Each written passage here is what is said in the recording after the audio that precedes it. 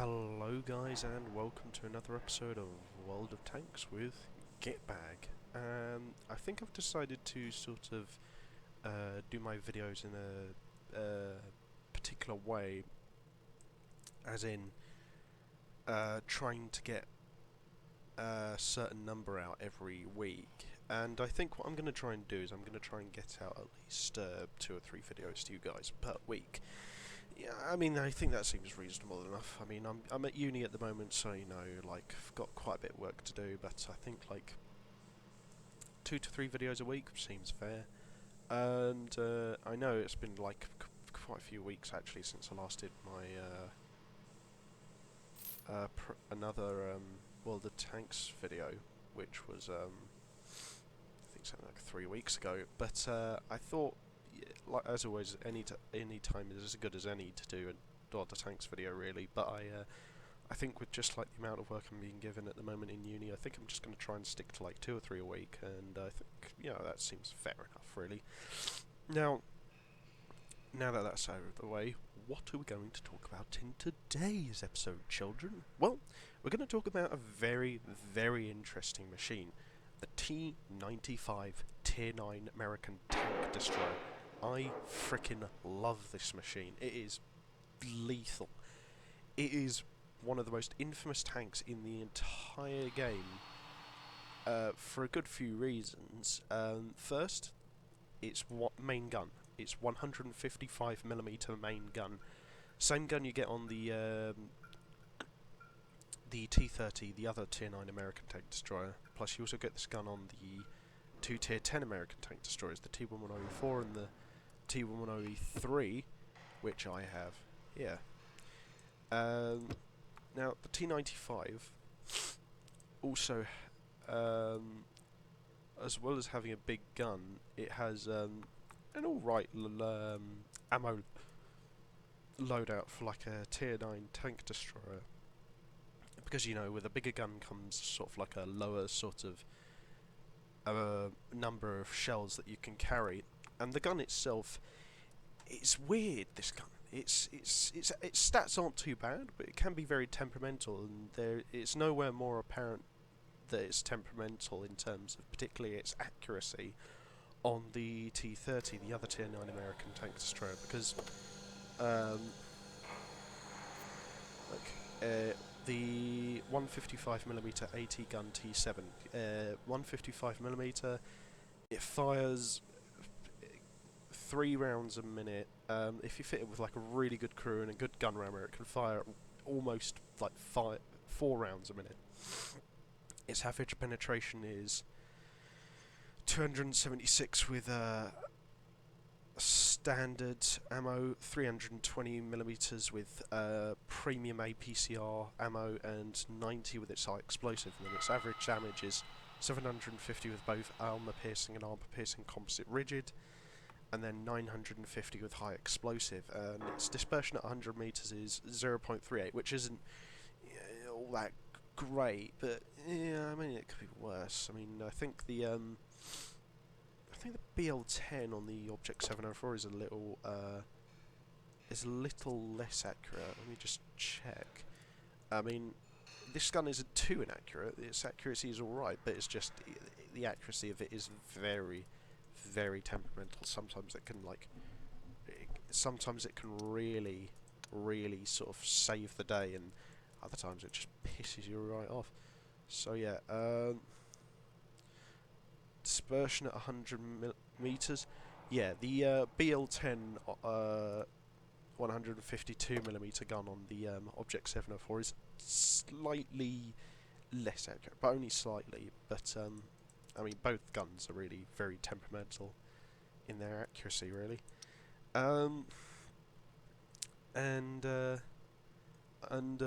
There are also a couple of other sort of features that make the T95 particularly infamous, shall we say. First off is its armour. It's got 51mm of armour at the back, pretty standard. 152 at the sides, which is pretty damn good. And if you look at the sort of how the armour is shaped, it's all curved around the command hatches, and it's sloped at the sides. It's very well angled. But then at the front, you look at the front of the tank. It's all curved. It's all angled. It's none of it is like barely any of it is flat, and that increases the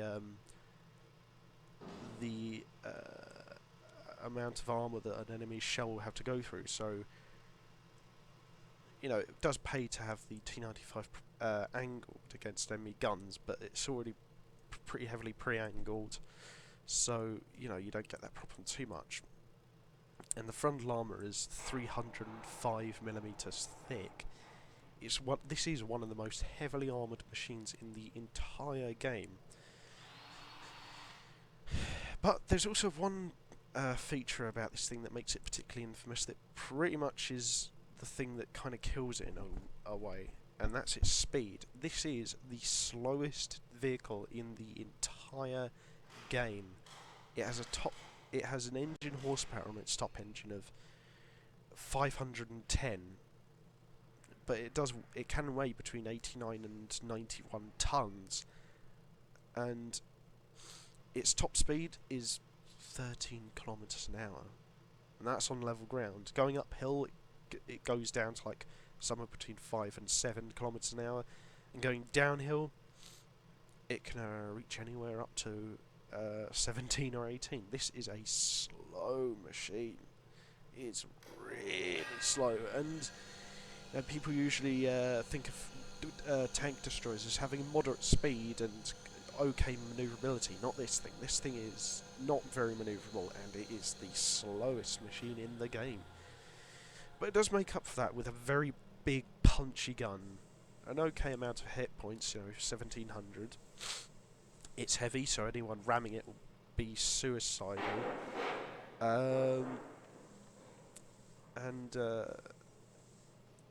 Its signal range is actually very good on its radio. Its view range is kind of standard for tank destroyers, but its signal range is actually very good. And its gun traverse is average, I'd say, for a tier 9 tank destroyer, really. It's not much better than, say, like the Jagdtiger or the Object 704. I think the tank destroyer at tier 9 with the best gun traverse is probably the British one, the tier 9 tank destroyer, the Tortoise. That thing has really good gun traverse. It's like insane. I think it's something like 45 or something mental like that. But yeah, the T95 is interesting in a way. You don't sort of wield this like a sort of fast-moving hit and sort of push them back sort of machine like the Object 704, nor do you necessarily drive it like a long-range sniping vehicle like the Jagdtiger. I suppose you drive it a little bit more like the Tortoise, the tier 9 British tank destroyer, because it's slow, it's got a big punchy gun.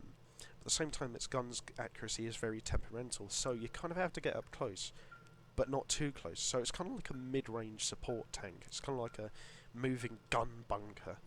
And in fact, that's actually what the American Army designed this as. They designed this not as a tank destroyer, but as a bunker destroyer.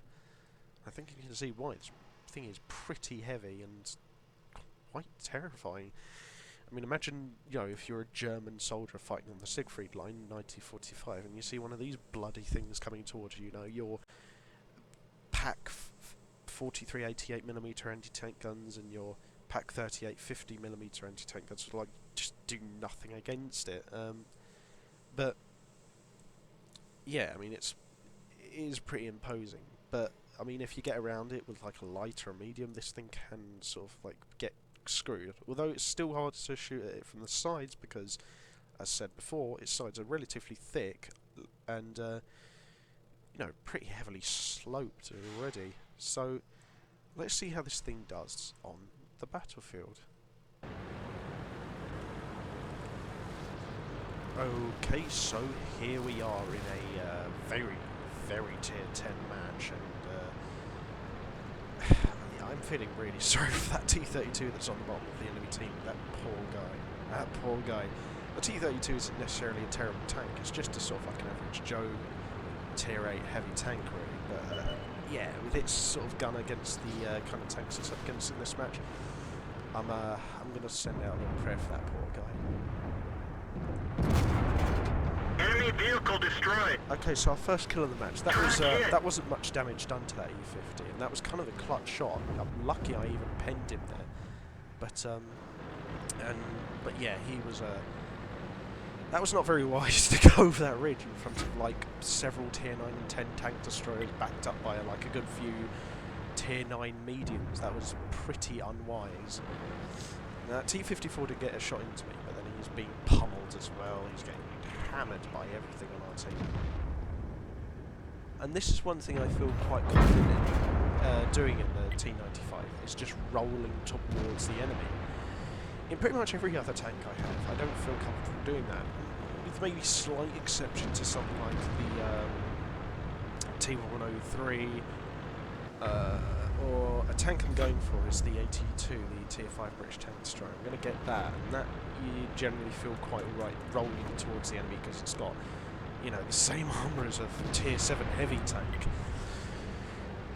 This thing is just so heavily armoured, and so its armour is so well designed at the front. You have this kind of invincibility complex when you're driving it. You feel like you can take anything on, but you also have to remember that you're slow as continental drift, and your gun is quite slow at reloading actually, and it's also very temperamental in its accuracy, as I've said before, so you always have to keep that in mind. I mean, that's the case with every tank that's got like a number of shining strengths, like Centurion 71, T54, Type 59, this thing, you know, that just seem like perfect tanks for their kind of suited role. But then also have these sort of crippling weaknesses, like Centurion 71 has terrible sidearm, and T54 doesn't have huge penetration on its gun. T95 is slow as all hell. You know, you just have to remember those weaknesses and just act accordingly.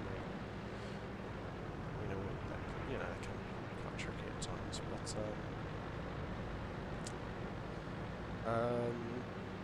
but I find this sort of actually probably the tank I found the hardest to get used to the weaknesses of when I first got it was actually the tier 8 French light tank, the MX 1390. Because it's very lightly armoured, but at the same time it's very quick, very manoeuvrable, got this punchy 90mm gun with its autoloader. It's a great light tank, but yeah, just sometimes it just pisses you off because sometimes it doesn't have that exact amount of penetration you need, or... We didn't even scratch them! Did I just bounce off the side of a waffle traeger in the T95? How the fuck did that happen?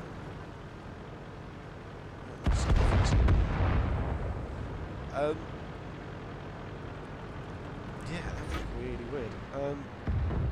I mean, yeah, this isn't really much of an eventful game in the T95, and usually you may find yourself getting into games like this where you're just arriving too late to kill anything, and that's the problem with tanks like this. They are cripplingly slow, and that will result in either your team falling apart around you, or just simply put, you not being able to do any damage. And I've done a bit of damage. I killed an E50, but it wasn't a full damage roll. You know, the thing was almost dead. And it's just like, sometimes it is just really frustrating when you want to get stuck in with that thick frontal armour and a big punchy main gun, and instead you're just stuck sort of soaking up shots and like arriving too late to do any substantial damage. It is kind of frustrating when you're driving a tank like this, or the Tortoise, something that's good armour, great gun, but just crippling speed. It's just, it really is frustrating sometimes. And I love this tank. It's like definitely within my top 5 favourite vehicles in the entire game, but at the same time it's just like, I don't know, it really is frustrating.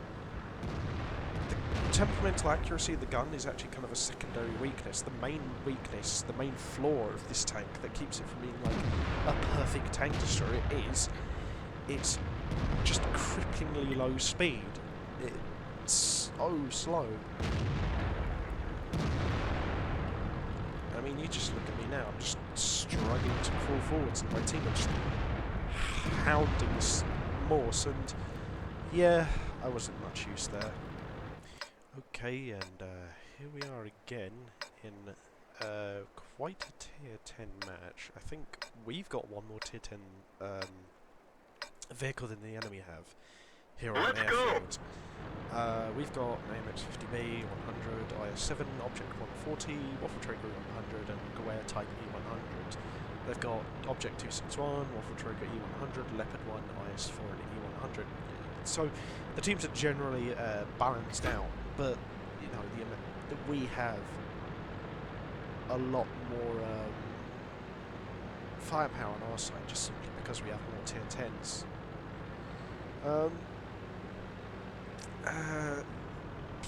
Usually I would actually just sort of think like, right, where are the majority of my team going on the map I'm on? But there's something like, I don't know, something like airfield, I generally tend to go towards the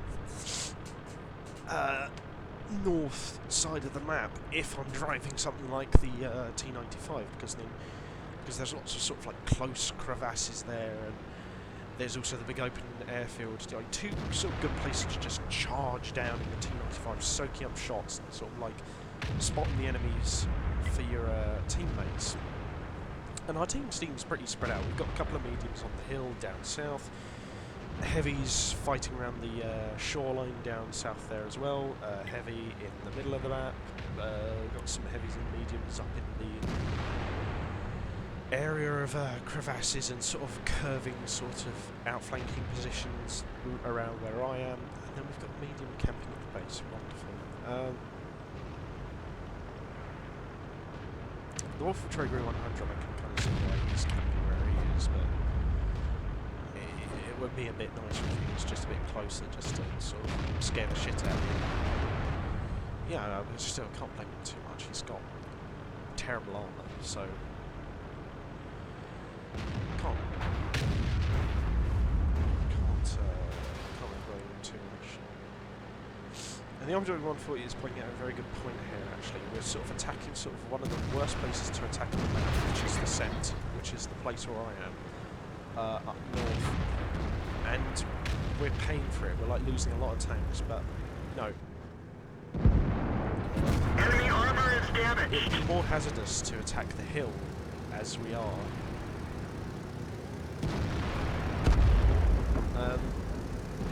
Just look at his just panicking. Poor little bastard.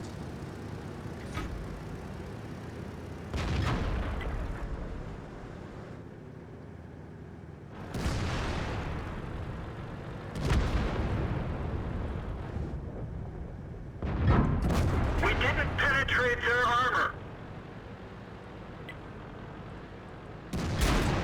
Okay, the IS-3 actually penetrated me there. I think he just put in a really good aimed shot. Really well aimed there.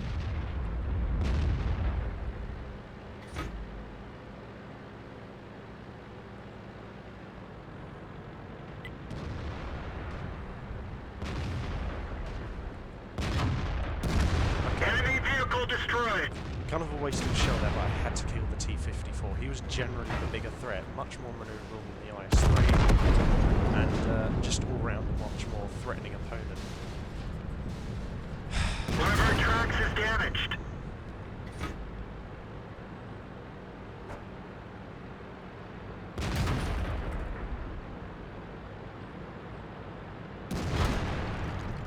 And just look at Track this. hit. Soaking up so much damage. Machine. IS-3 gets annihilated by our artillery. We've lost a track.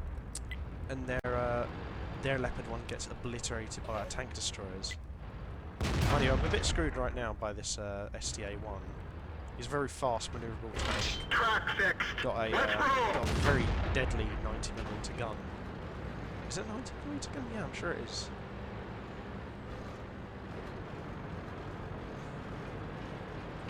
So my only hope is just to sort of keep him in place and sort of hope the artillery can sort of... Bail out.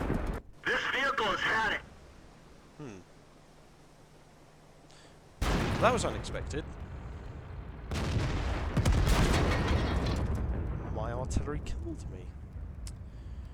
Yeah, that's going to be sort of probably happen sometimes when you're in a situation like that where you're tangling with the enemy up close and personal. It's that was disappointing. I mean, to be honest, can't really blame the Guerre E100 too much. I mean, he's a big tier 10 art. His gun's a little bit inaccurate, and it's just like I was right next to the STA1, so I'm not going to blame him too much. But still, it's just that's kind of gutting for that match to end that way. Still, you know, it was kind of partly my fault there. I was kind of got myself sort of stuck in and surrounded, so not really much else he could do, to be honest. Okay, so that match was a little bit of a bummer. I did do a bit of damage, but yeah, getting killed by your own RT. Way to end the match. Now this is much more favourable matchmaking. This is pretty much the best matchmaking you'll ever see in the T95. Let's get this show No on the matchmaking road. is really too bad. I mean, when it's mostly tier 10s, you might struggle a little bit, but for the most part, the T95 can just do kind of generally quite well against most tanks of its, pretty much all tanks of its own tier, and a lot of tanks at tier 10 even. And this is a pretty solid tier 8 match. I'm the only tier 9 tank on my team aside from our Guerre type Tiger, tier 9 artillery on our team. The enemy have got the tier 9 French artillery, the Bat Shut 155-55, tier 9 British medium Centurion 71, and the tier 9 German heavy, the E75. So they've got one more tier 9 than us, but at the same time, you know, we're on the defending team here in assault and defence mode. So, you know, I don't think that'll matter too badly, too much.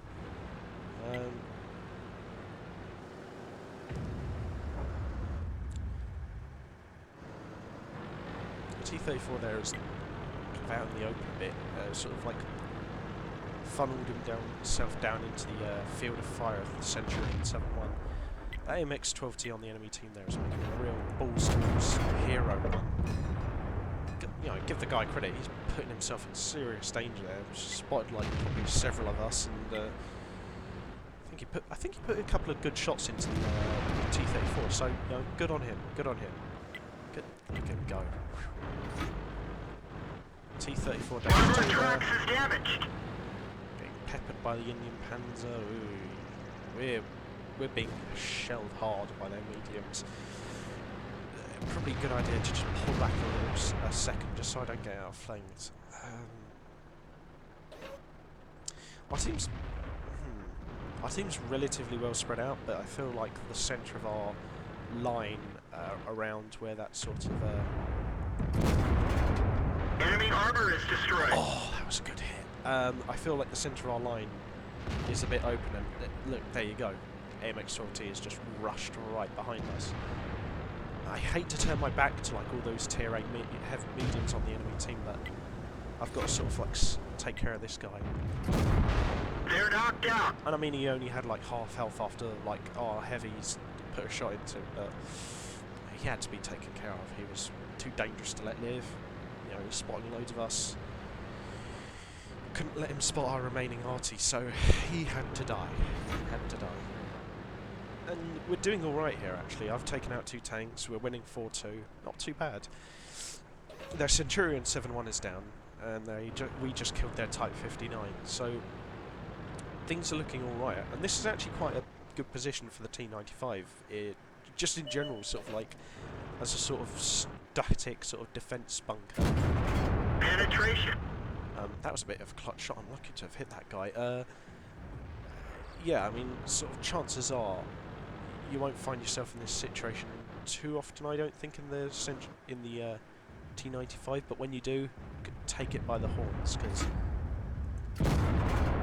That one didn't go through. oh, that was unfortunate, because the T95 excels at being a defensive tank. You know, its gun is accurate, but not too accurate. You know, it's like it's slow, heavily armoured. It it's just perfect at just sort of soaking up damage and then just holding the enemy back. You know, it's sort of a Black Knight sort of tank. None shall pass sort of thing.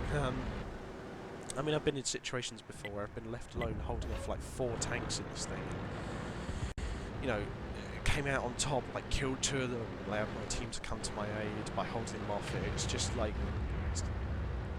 you feel like the Black Knight from Monty Python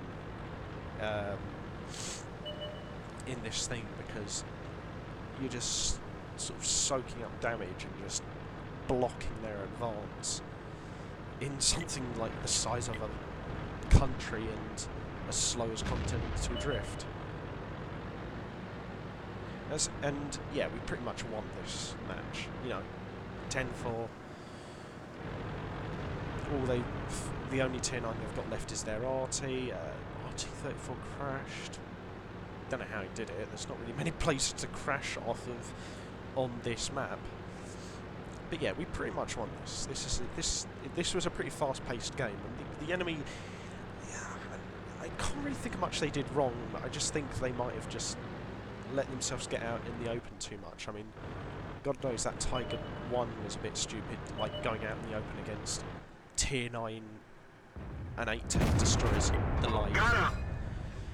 You know, I mean, that was a bit unwise in a Tier 7 heavy against like Tier 8 and 7 heavies and mediums. You just don't do that. It's a very silly move. Bad, Tiger. Bad. But yeah, 3 kills. I think that's good. I think that's a good match. Ooh, let's see if we can get another shot off at this Ramatar Borsig. Probably can't. Ah, just missed. Ah, he's doomed. Ah, poor bastard. Yeah, the Ramatar Borsig is a lethal machine. It's got like a really good gun, but terrible armour.